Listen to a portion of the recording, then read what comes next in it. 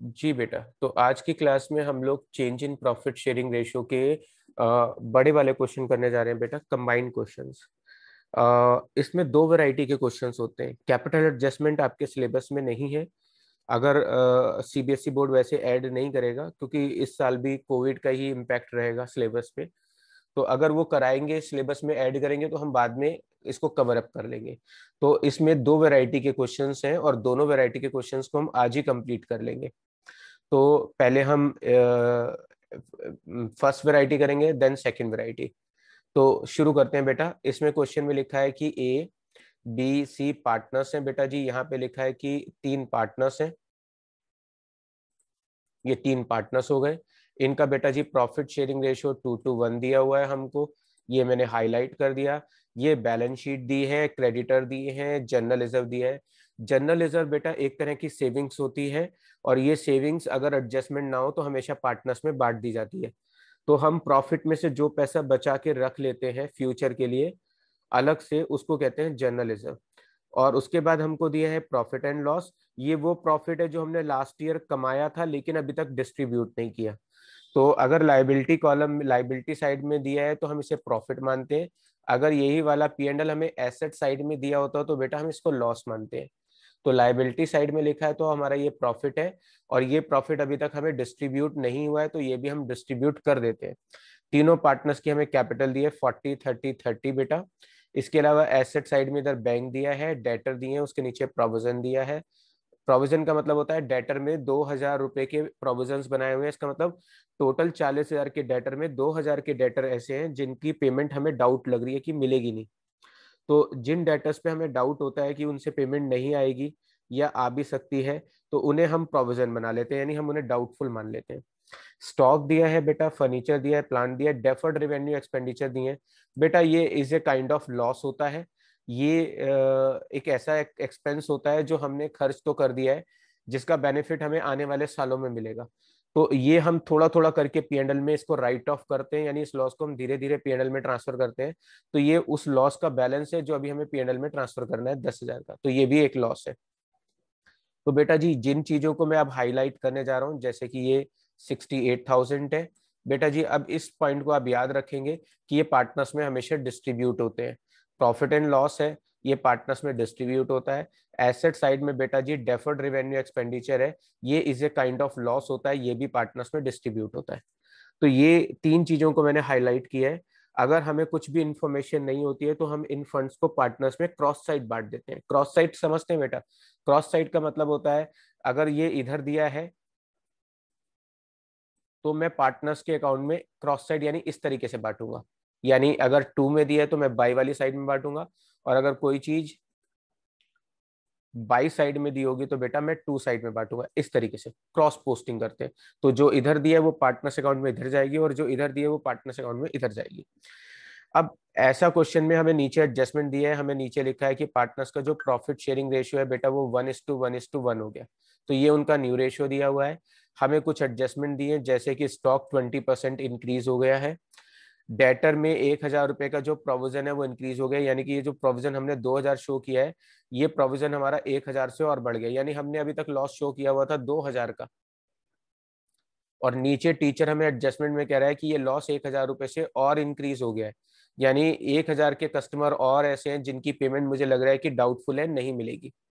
इसके अलावा बेटा फर्नीचर पे और प्लांट पे 10% डेप्रिसिएशन लगाना है, मींस इनकी वैल्यू 10% बाजार में कम हो गई है।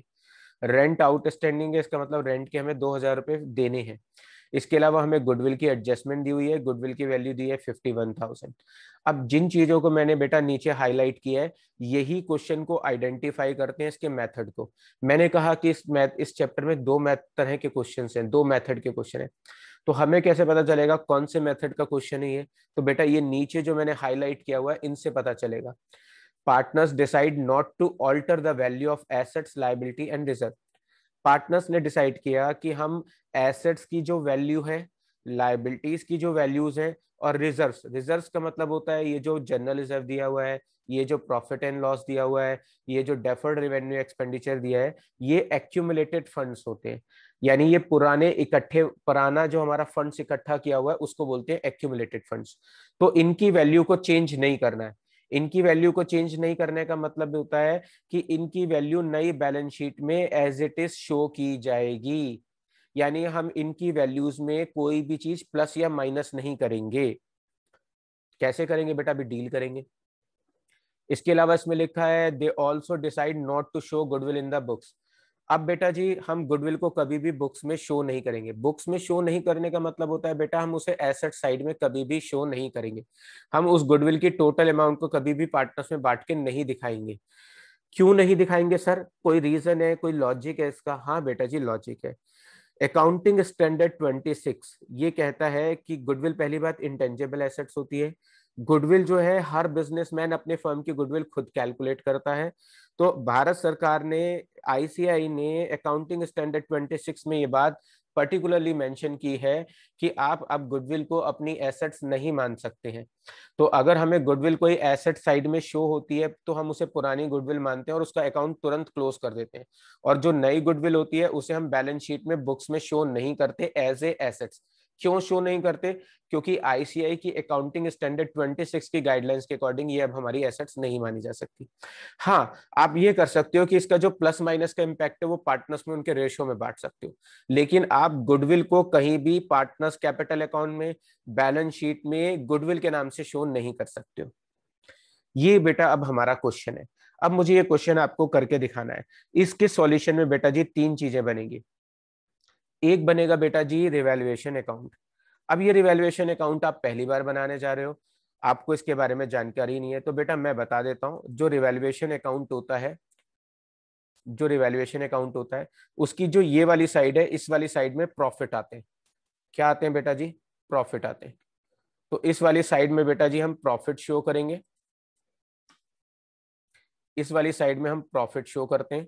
यानी अगर हमें किसी एसेट्स के बढ़ने से फायदा हुआ है, किसी एसेट्स के बढ़ने से फायदा हुआ है तो बेटा वो फायदा हम यहाँ लिखेंगे। ठीक, अगर हमें किसी एसेट्स की वजह से कोई लॉस हुआ है, कोई लॉस हुआ है, तो बेटा जी उस लॉस को हम यहाँ शो करेंगे, ये लॉस।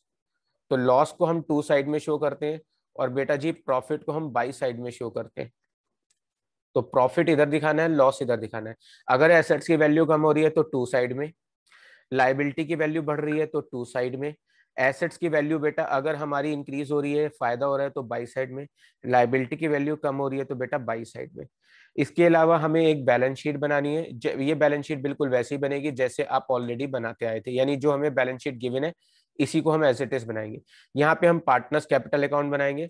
अगर पार्टनर को फायदा हो रहा है, अगर पार्टनर्स को फायदा हो रहा है तो फायदे वाली चीजें इधर लिखेंगे, यानी जिन चीजों से पार्टनर को फायदा हो रहा है वो चीजें इधर लिखेंगे। तो मैंने इसको बेटा जी इस तरीके से हाईलाइट कर दिया कि अगर पार्टनर को फायदा हो रहा है तो इधर लिखेंगे, और बेटा जी पार्टनर को अगर लॉस हो रहा है तो मैंने इसको रेड कलर के मार्क से शो किया है, अगर लॉस हो रहा है तो हम इधर दिखाएंगे। तो जिन चीजों से पार्टनर को घाटा हो रहा है इधर, पार्टनर्स को जिन चीजों से फायदा हो रहा है इधर। अब हम ये क्वेश्चन करेंगे, अब आप इसको समझना और लास्ट में मुझे बताना कि आपको कौन सी चीज दोबारा समझनी है। बेटा जी हमें टीचर ने बोला है कि नॉट टू ऑल्टर, मैं लास्ट लाइन पढ़ रहा हूं, not to alter assets and liabilities and reserve. यानी कि पार्टनर्स ने डिसाइड किया है कि एसेट्स की वैल्यू, लाइबिलिटी की वैल्यू और रिजर्व की वैल्यू को चेंज नहीं करना है, यानी बैलेंस शीट में उनकी वैल्यू एज इट इज दिखानी है। तो बेटा देखो ये क्रेडिटर, अब मैं हाईलाइट करता जा रहा हूँ एक एक करके। ये क्रेडिटर दिए बेटा जी 30,000 और मैंने इसको एज इट इज बुक्स में शो कर दिया। बेटा जी देखो बैलेंस शीट जो मैंने नई बनाई थी उस बैलेंस शीट में मैंने इसको शो कर दिया। बेटा जी ये रहा मेरा क्रेडिटर 30,000, यानी नई बैलेंस शीट में मैंने इसको एज इट इज दिखा दिया। उसके बाद बेटा जी मुझको जनरल रिजर्व दिया था, बेटा ये जनरल रिजर्व है और इसको भी बेटा जी देखो मैंने यहाँ पे एज इट इज शो कर दिया। Creditor as it is show कर दिया, general reserve as it is show कर दिया। इसके अलावा जो हमको P&L दिया हुआ था बेटा जी वो P&L भी मैंने एज इट इज नीचे शो कर दिया। सी बेटा मैं इनकी वैल्यू को बैलेंस शीट में एज इट इज पुरानी वैल्यू पे शो कर रहा हूं, क्योंकि टीचर ने नीचे इंस्ट्रक्शन दिया है कि एसेट्स, लायबिलिटी और रिजर्व की वैल्यू को ऑल्टर यानी चेंज नहीं करना है, वही वैल्यू शो करिए जो ऑलरेडी बैलेंस शीट में दी है। इसके अलावा मुझे पार्टनर्स के बैलेंस दिए हुए बेटा जी, ये मेरे को पार्टनर्स के बैलेंस दिए 40 40 30। इन बैलेंसेस को मैंने पार्टनर्स अकाउंट में क्रॉस साइड शो कर दिया। क्रॉस साइड आप समझ गए, अगर इधर है तो इस साइड, तो जो मेरे को एक तरीके से 2 में दिया था वो मैंने पार्टनर्स कैपिटल अकाउंट के बाई में शो कर दिया। तो मैंने पार्टनर्स के बैलेंसेस यहाँ शो कर दिए, यानी इतना पैसा मुझे ए को देना है, इतना पैसा मुझे बी को देना है, इतना पैसा मुझे सी को देना है। तो जो पैसे मुझे पार्टनर्स को देने हैं वो एक तरीके से बेटा पार्टनर का फायदा है, इसलिए मैंने यहाँ शो कर दिया। ये मेरी लाइबिलिटी साइड फिनिश हो गई। अब बात करेंगे हम बेटा जी एसेट साइड की। अगर हम बात करते हैं एसेट साइड की, तो बेटा जी एसेट साइड में मुझे क्या दिया हुआ है, ये मेरे को एसेट साइड में बेटा जी पहले नंबर पे बैंक दिया है। मैंने इसको बैलेंस शीट में एज इट इज अपनी वैल्यू पे शो कर दिया। बेटा जी ये रहा बैंक, 30,000 का दिया था, मैंने 30,000 शो कर दिया। डेटर बेटा जी मुझे 40,000 रुपए दिए थे और 2,000 का प्रोविजन दिया था, मैंने एज इट इज 40,000 और 2,000 शो किया और 38,000 बैलेंस शीट में शो कर दिया। इररिलेवेंट की एडजस्टमेंट में क्या दिया है, चूंकि टीचर ने बोला है कि पुरानी वैल्यू ही बैलेंस शीट में दिखाओ, इसलिए मैं नई वैल्यू को इसमें कंसोलिडेट कर ही नहीं रहा हूं। इसके अलावा मुझे चेक करो बेटा जी, स्टॉक दिया हुआ है 50,000 का, मैंने स्टॉक यहाँ लिखा और स्टॉक की वैल्यू को भी बेटा जी यहाँ शो कर दिया एज इट इज 50,000। इसके अलावा बेटा जी फर्नीचर दिया हुआ था 30,000 का, मैंने फर्नीचर को भी बेटा जी यहाँ पे शो कर दिया 30,000 का। उसके नीचे बेटा जी मुझको दिया हुआ है प्लांट 80,000 रुपए का, सी बेटा जी प्लांट को भी मैंने एज इट इज शो कर दिया। उसके नीचे बेटा जी देखिए डेफर्ड रेवेन्यू एक्सपेंडिचर दिए, इसको भी बेटा जी मैंने एज इट इज शो कर दिया। तो मैंने बैलेंस शीट में सारी चीजें पुरानी लिखी हैं एक्सेप्ट पार्टनर्स की कैपिटल, यानी जो पार्टनर्स की कैपिटल होती है मैंने उसको अभी तक नहीं रखा है, मैंने उसकी वैल्यू को नहीं लिखा है। इसके अलावा सब वैल्यूज मैंने यहाँ पे शो कर दी। जी बेटा, यहां तक आपको कुछ डाउट हो तो पूछे। सर आ गया। बैलेंस शीट में सारी वैल्यूज पुरानी वाली डाल दी, पार्टनर के बैलेंस पार्टनर के अकाउंट में डाल दिए, 2 स्टेप किए अभी तक। अब नीचे पढ़ेंगे बेटा जी, स्टॉक की वैल्यू बेटा 20% बढ़ गई, स्टॉक की वैल्यू 20% बढ़ गई। बेटा जी स्टॉक देखो ये 50,000 रुपए का दिया हुआ है, मैं आपको हाईलाइट कर देता हूँ, स्टॉक की वैल्यू 50,000 है, 20% वैल्यू बढ़ गई बेटा जी, 50,000 का 20% मतलब 10,000 का फायदा हो गया। और फायदा होगा बेटा जी रिवैल्यूएशन के बाई में लिखेंगे, यहाँ पे मैंने 10,000 का फायदा शो कर दिया। ये रहा, स्टॉक पे मुझे कितने रुपए का फायदा हुआ, 10,000 रुपए का, और ये फायदा मैंने बेटा जी रिवैल्यूएशन के बाई में शो कर दिया। फिर मुझे लिखा था बेटा जी डेटर पे 1,000 रुपए का प्रोविजन बढ़ गया, तो मुझे 1,000 रुपए का लॉस हो रहा है, मैंने ये 1,000 रुपए का लॉस जो है रिवैल्यूएशन अकाउंट के 2 में मेंशन कर दिया कि मुझे इतने रुपए का लॉस हो गया। फिर नीचे यहाँ पे लिखा था फर्नीचर और प्लांट की वैल्यू 10% कम हो गई। फर्नीचर बेटा जी 30,000 का है, 10% वैल्यू कम होना समझते हो, 3,000 रुपए से वैल्यू कम हो गई। और ये जो 3,000 रुपए की वैल्यू कम हुई है ये मेरा लॉस है, इसे भी मैंने बेटा हाईलाइट कर दिया। इसके अलावा प्लांट, ऊपर देखो प्लांट बैलेंस शीट में 80,000 है, उस पर 10% का वैल्यू का लॉस हुआ है, तो बेटा जी मैंने 8,000 यहाँ लिख दिया, और इसे भी मैंने आपको समझाने के लिए हाईलाइट कर दिया कि ये मेरा 8,000 रुपए का लॉस हो गया। उसके बाद मुझे नीचे एडजस्टमेंट में दिया था 4th नंबर पे आउटस्टैंडिंग रेंट के 2,000 देने, तो बेटा जी ये भी मेरा लॉस है, मैंने यहाँ पे 2,000 रुपए मेंशन कर दिए, और आपको समझाने के लिए इसे भी हाईलाइट कर दिया कि बेटा जी मेरे को 2,000 रुपए का लॉस हुआ है। ये मैं इसको हाईलाइट कर देता हूँ, 2,000 का लॉस हुआ है, और कोई चीज नहीं दी है। टोटल लॉस बेटा जी 1,000, 3,000, 4,000, 8, 12,000 और 2, 14,000, टोटल लॉस हो गया 14,000। मैंने साइड का सम कर दिया बेटा जी 14,000 रुपए, और 14,000 में से 10,000 गए तो बेटा रिवैल्यूएशन लॉस कितना आया, 4,000 का। ये लॉस मेरा 4,000 रुपए का हो गया है, मैंने इसको आपको समझाने के लिए बेटा जी हाईलाइट कर दिया कि ये मेरे को लॉस हुआ है 4,000 रुपए का। डन। अब टीचर ने मुझे बोला था कि बैलेंस शीट में किसी भी वैल्यू का इम्पैक्ट नहीं दिखाना है, यानी बैलेंस शीट में सारी वैल्यूज पुरानी है। तो बैलेंस शीट में सारी वैल्यूज पुरानी हो गई, तो बेटा जी इस लॉस को कैसे एडजस्ट करेंगे वो आपको सीखना है। गुडविल की वैल्यू को बैलेंस शीट में अभी हम लोगों को नहीं शो करना है, बैलेंस शीट में शो नहीं करना है, तो बेटा जी ये भी डिस्ट्रीब्यूट होने वाली चीज है, जनरल रिजर्व भी डिस्ट्रीब्यूट होने वाली चीज है, प्रॉफिट एंड लॉस भी डिस्ट्रीब्यूट होने वाली चीज है, डेफर्ड रेवेन्यू एक्सपेंडिचर भी डिस्ट्रीब्यूट होने वाली चीज है। तो जो भी चीजें डिस्ट्रीब्यूट होने वाली है बेटा जी, जो भी चीजें डिस्ट्रीब्यूट होने वाली हैं बेटा, अब मैं उनको एक साइड इकट्ठा करूंगा। अब आप यहाँ पे देखो ए बी सी हैं, हमको क्वेश्चन में उनका ओल्ड रेशो दिया हुआ था बेटा जी 2:1, डिनोमिनेशन हो गया था बेटा जी इनका 3, तो बेटा जी इनका डिनोमिनेशन हो गया कितना 3, सॉरी डिनोमिनेशन हो गया 5। इसके अलावा नीचे न्यू रेशियो था 1:1, 1, इसका डिनोमिनेशन हो गया 3। मुझे डिनोमिनेशन बराबर करने के लिए ऊपर 3 से मल्टीप्लाई करना पड़ेगा, नीचे 5 से। मैंने 3 की इंटू 2 में की तो बेटा जी 6 हो गया, फिर 2 में मल्टीप्लाई की 6 हो गया, 1 में मल्टीप्लाई की 3 हो गया, 5 से मल्टीप्लाई की बेटा जी 5 हो गया, 5 हो गया, 5 हो गया। डिनोमिनेशन बराबर, ओल्ड रेशियो में से न्यू रेशियो घटाया तो बेटा जी ये आ गया सेक्रीफाइसिंग। ए और बी सेक्रीफाइजर है और बी सी क्या है, गेनर। आपको ये ओल्ड माइनस न्यू रेशियो का कंसेप्ट समझ में आ गया? ये हम पुरानी वीडियोस में पढ़ कर आए थे। जी बेटा। हाँ सर। अब आप मेन चीज समझेंगे, जब भी आपको ये बोला होगा कि आपको एसेट्स लायबिलिटीज की वैल्यू को और रिजर्व्स को ओल्ड वैल्यू पे शो करना है बुक्स में, या उनकी वैल्यू को चेंज नहीं करना है, और प्लस जो गुडविल है उसे तो हम कभी बुक्स में किसी भी टॉपिक में या किसी भी क्वेश्चन में शो करेंगे ही नहीं। तो जब ये वाला कंसेप्ट आता है तो हम क्या करते हैं, रफ में जितने भी हमारे फंड्स होते हैं उन्हें एक जगह इकट्ठा कर लेते हैं। जैसे कि गुडविल, ये पार्टनर्स में बंटने वाला एक तरह का प्रॉफिट है, तो ये मैंने इकट्ठा कर लिया। इसके अलावा मुझे जनरल रिजर्व दिया है, ये भी एक तरीके का प्रॉफिट है जो पार्टनर्स में बंटना चाहिए। इसके अलावा P&L, ये भी एक तरह का प्रॉफिट है, मैंने इसे भी एक जगह पे जोड़ लिया। यानी जो पार्टनर्स के प्रॉफिट है मैं उन्हें एक जगह इकट्ठा कर रहा हूँ। Goodwill, general reserve, profit and loss, revaluation loss, ये जो मेरे को बेटा 4,000 रुपए का लॉस हुआ था, ये वाला लॉस, ये मेरा पार्टनर से चार्ज करना है, इसलिए मैंने उसे माइनस कर दिया। इसके अलावा एसेट साइड में डेफर्ड रेवेन्यू एक्सपेंडिचर था, ये भी मेरा एक लॉस है, इसे भी मैंने यहाँ पे इकट्ठा कर लिया। तो अब मैंने इन सबको प्लस माइनस किया, इन सबको मैंने प्लस माइनस किया, तो फाइनली बेटा मेरे पास अमाउंट बची 1,35,000। टीचर ने बोला कि कोई भी वैल्यू बैलेंस शीट की चेंज मत करना, उसको एज इट इज पड़े रहना। जब भी ये बोलेगा तो आपको जितने भी प्रॉफिट पार्टनर से रिलेटेड फंड्स हैं उनको एक जगह प्लस करो और उसमें से सारे लॉसेस माइनस कर दो। Goodwill plus, general reserve plus, P&L plus, ये प्रॉफिट थे, लॉसेस माइनस कर दिए, revaluation loss, deferred revenue expenditure, मैंने इन सबको एडलेस किया। कितना आया बेटा जी, 1,35,000।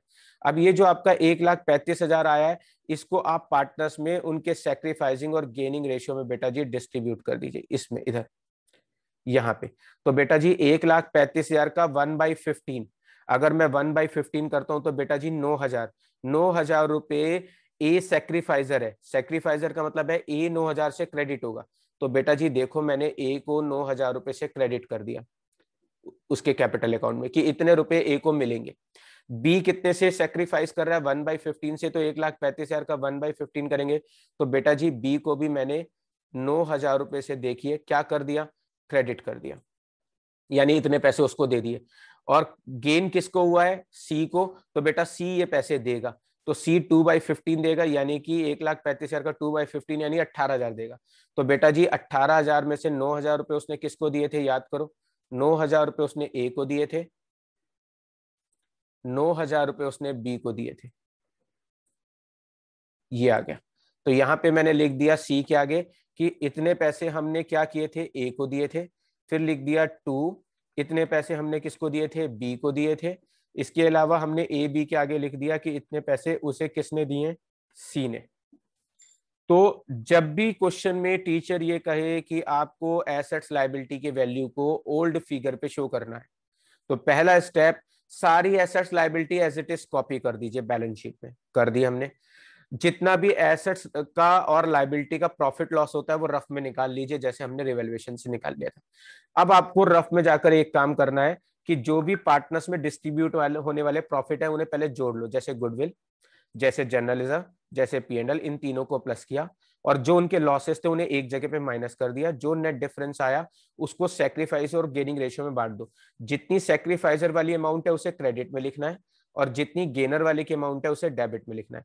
अब आंसर कैसे निकालेंगे, इस साइड का सम बेटा जी आ रहा है 49,000, मैंने इस साइड का सम कर लिया 49,000, इस साइड का सम कर लिया 49,000, इस साइड का सम कर लिया बेटा जी 30,000, ये मेरा टोटल हो गया। इसमें से मैं इस साइड ए का कोई भी चीज घटाने वाली नहीं है, तो इसका बैलेंस लिख दिया यहाँ पे 49,000, बी की वैल्यू लिख ली बेटा जी 49,000, और सी का बैलेंस कितना बचेगा, 30 में से 18 घटाऊंगा बेटा जी 12,000। अब ये जो इनके बैलेंस थे मैंने यहाँ लिख लिए, यही वाले बैलेंस मैंने बैलेंस शीट में लिख दिए 49,000, नीचे लिखा 49,000, और यहाँ पे लिख दिया बेटा जी 12,000। अब मैं बैलेंस शीट का दोनों साइड का सम करूंगा तो वही पुराना टोटल आ जाएगा 2,38,000, 2,38,000। ये हमारा फर्स्ट मेथड था।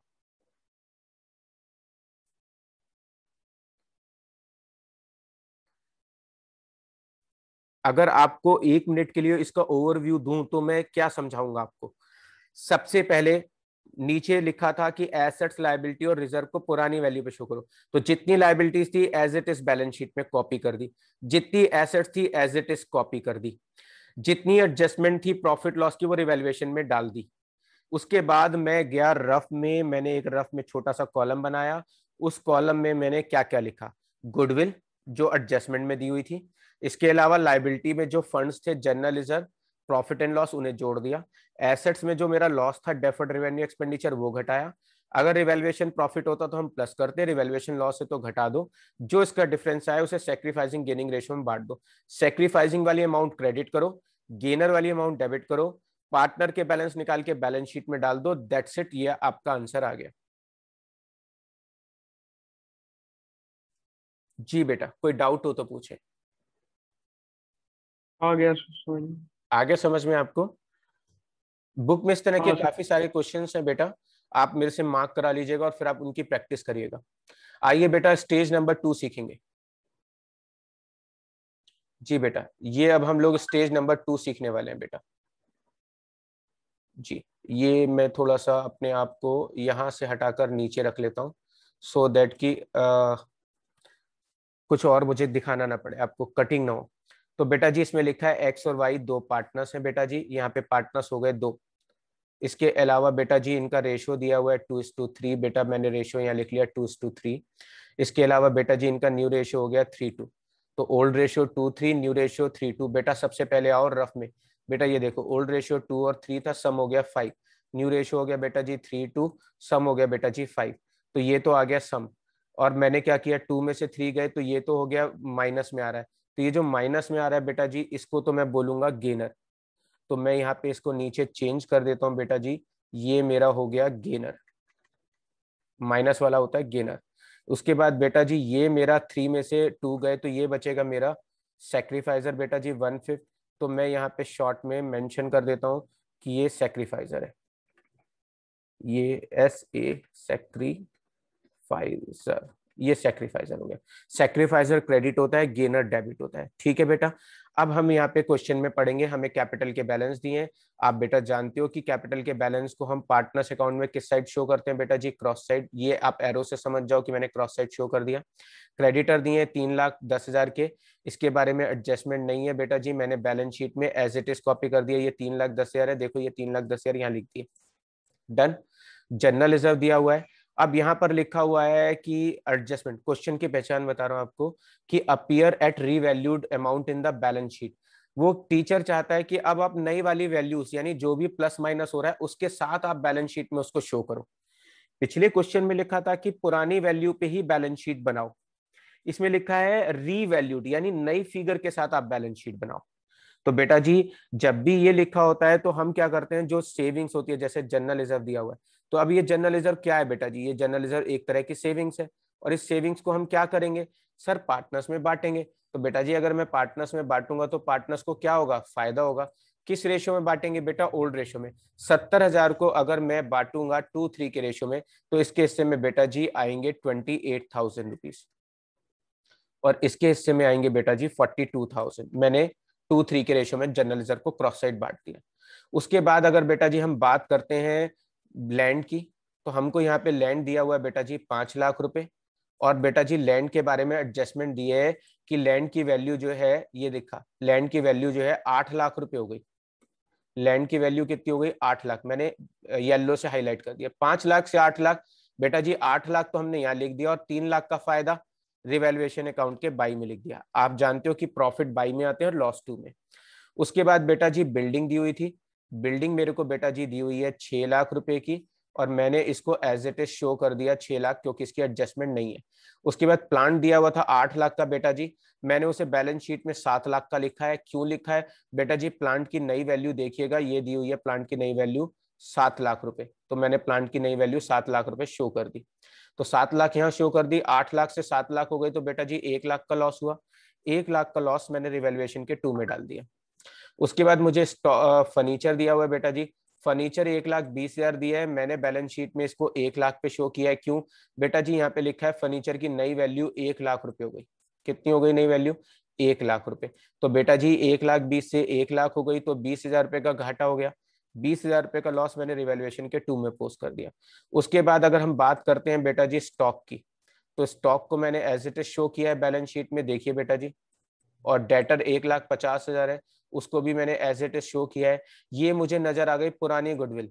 और अगर आपको एसेट साइड में कोई भी पुरानी गुडविल दी हो, एसेट साइड में जो भी दी होती है बेटा वो पुरानी गुडविल होती है, और पुरानी गुडविल का हमेशा अकाउंट क्लोज करेंगे। क्यों बेटा? अकाउंटिंग स्टैंडर्ड 26 कहता है कि आप गुडविल को एसेट्स नहीं मान सकते।